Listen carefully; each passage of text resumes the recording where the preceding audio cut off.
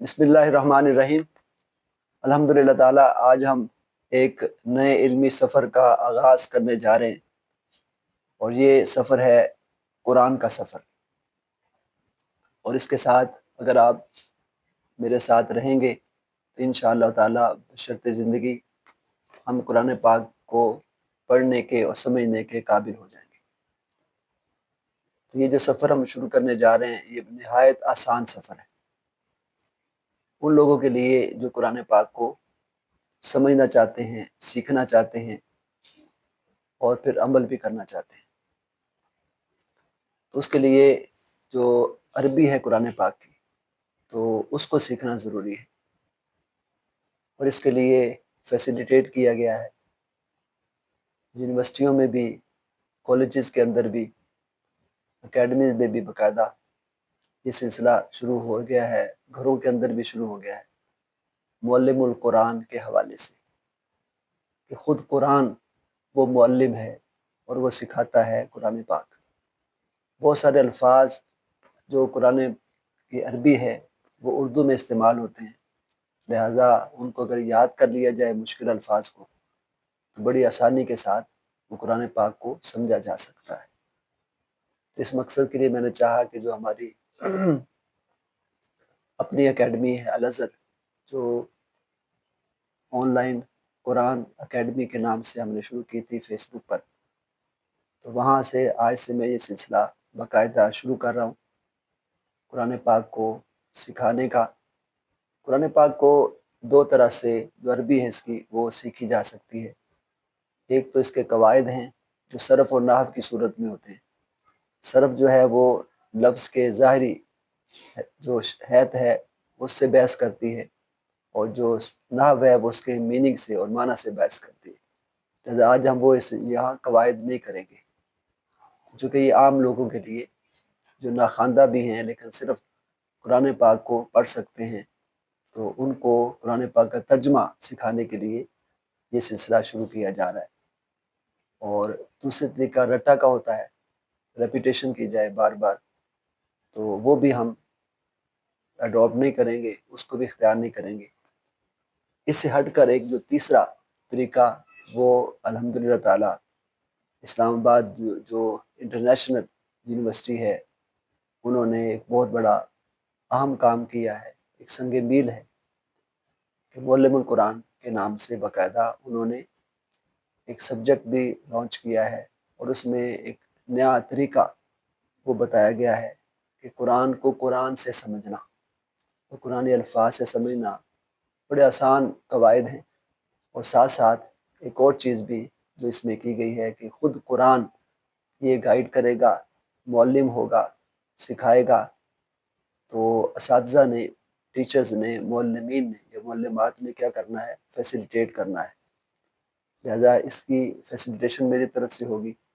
یہ فی سبیل اللہ یہ کورس ہوگا خدمت خلق کے جذبے کے تحت، اور والدین کے اصالِ ثواب کے لیے، اپنے شیوخ کے، اساتذہ کے اصالِ ثواب کے لیے جو اس جہان فانی سے رخصت ہو گئے ہیں۔ تو لہٰذا اس کے لیے ہم آج شروع کر رہے ہیں۔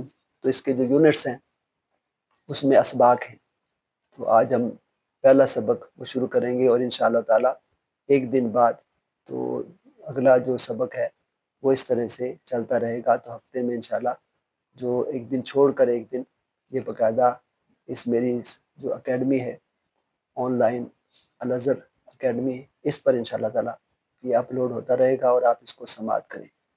مشق آپ نے کرنی ہے، کوئی کام بھی محنت کے بغیر نہیں ہوتا، تو لہٰذا اگر آپ وہ مشق کریں گے اور ساتھ انشاءاللہ ڈسپلے بھی ہوتا جائے گا، وہ صفحہ جو ہم پڑھیں گے، جو سبق پڑھیں گے، تو اس کو آپ نے گھر بیٹھ کے پھر مشق کرنی ہے۔ ایک دن آپ کے پاس ہوگا مشق کے لیے، اگلے دن پھر نیا سبق ہوگا، اس کو پھر آپ دیکھیں، اس کی مشق کریں۔ تو یہ سلسلہ انشاءاللہ تعالی بشرط زندگی چلتا رہے گا۔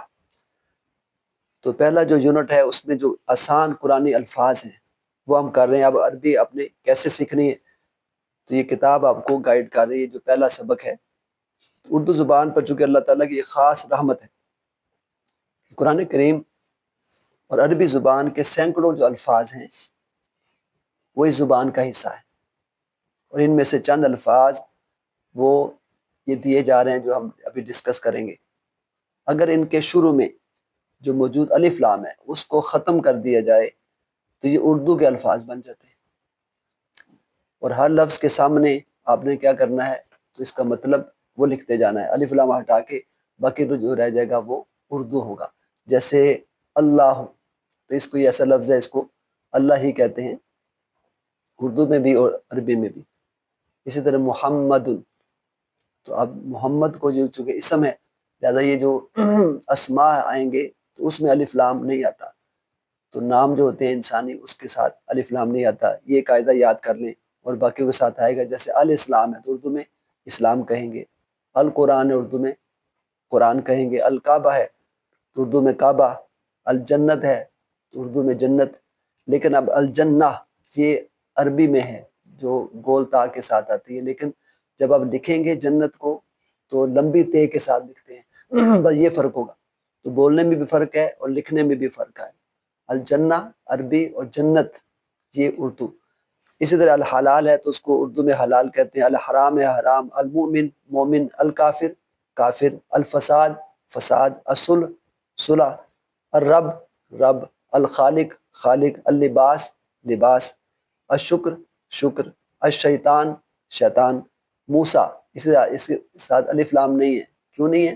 کیونکہ انسانی نام ہے اور یہ پیغمبر حضرت موسیٰ علیہ السلام، تو اردو میں بھی موسیٰ ہی کہیں گے۔ الطوفان اردو میں طوفان، الحق حق، الباطل باطل، الذکر ذکر، الشرک شرک، التوبہ توبہ، الخیر خیر، الشر شر، الوالد والد، السورہ سورت، لکھنے کا فرق ہوگا جیسے میں نے بتایا، تے لمبی لکھیں گے، الزکوٰۃ زکوٰۃ، الدین دین، الحمد حمد، الجزا جزا، فرعون یہ بھی نام ہے مشرک کا، الحشر حشر، المقدس مقدس، المبارک مبارک۔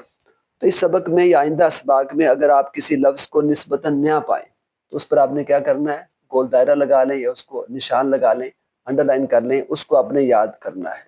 اب آ جاتی ہے مشق، تو آج کے سبق کی مشق ہے، یہ آپ نے خود کرنی ہے، یہ ڈسپلے ہو جائے گی اور آپ نے اس کو خود کرنا ہے۔ جیسے سوال میں آپ کو بتا دیتا ہوں اور اس کو آپ حل کریں، اور اپنا نمبر بھی ڈسپلے ہو جائے گا، اس سے آپ رابطہ کر کے فون پہ بھی پوچھ سکتے ہیں اگر کسی قسم کی کوئی مشکل ہو۔ تو جیسے سوال یہ کہ درجہ ذیل عربی الفاظ کا مطلب بتائیں، تو اب آپ نے ان سب کا بھی ہم نے جیسے پڑھا کہ الف لام ہٹا دیں تو باقی اس کی اردو رہ جائے گی، تو یہ آپ نے اس کا مطلب بتانا۔ الحلال کو کیا کہتے ہیں، الحرام کو، المؤمن کو، الکافر کو، الفساد کو، اللباس کو، فرعون کو، الحق کو، الباطل کو، الخیر کو۔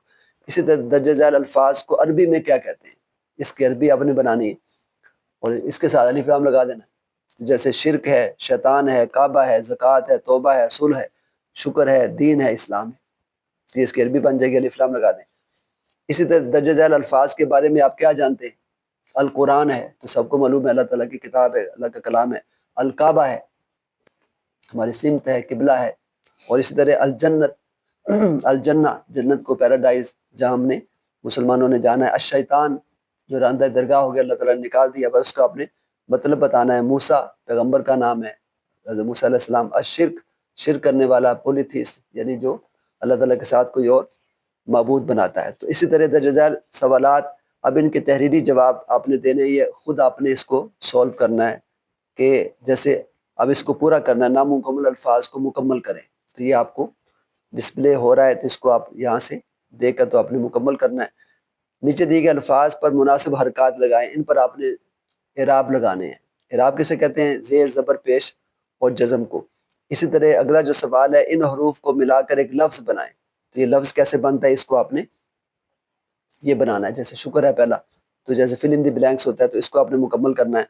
اور ساتواں اور آخری کویسچن یہ ہے جس کو آپ نے سولو کرنا ہے مشق کے طور پر، یہ پریکٹس آپ کی، کہ درجہ ذیل قرآنی قطعات میں سے پہلی مثال کی طرح صرف اس لفظ کو نمایاں یعنی ہائی لائٹ کریں جس کا مطلب آپ جان چکے ہیں۔ تو یہ قرآن پاک کی آیات دی گئی ہیں جن میں یہ الفاظ استعمال ہوئے ہیں، تو اب آپ کو معلوم ہونا چاہیے کہ اس میں جیسے الکعبہ ہے تو اس کو اردو میں کعبہ کہتے ہیں، اسی طرح نام ہے محمد صلی اللہ علیہ وسلم، تو یہ اسم ہے تو یہ الف لام کے بغیر آتا ہے، اردو میں بھی یہی کہتے ہیں۔ اس طرح جو الفاظ ہے وہ آپ نے اس کا چناؤ کرنا ہے۔ تو آج ہم نے پہلا سبق کیا، باقی انشاءاللہ تعالی نیکسٹ ایک دن چھوڑ کر پرسوں یہ دوسرا سبق وہ ہوگا، تو اس کو آپ نے دیکھنا ہے، اور پھر اسی طرح سے نیکسٹ یہ ایک دن چھوڑ کے یہ سلسلہ چلتا رہے گا۔